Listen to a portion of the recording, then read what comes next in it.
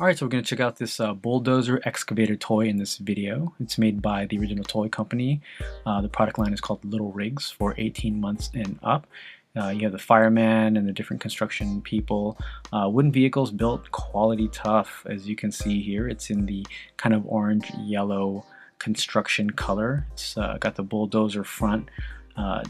Wooden wheels, black and orange. Unfinished wood is the trim with the orange and black color. Really fun push toy for kids to play in the sandbox or just in the backyard, or even in the house with their other building toys, construction toys, and toy cars. Right here at Little Rigs, different product information as well as the information for contact. That's it for this fun little bulldozer excavator toy. Thanks for watching.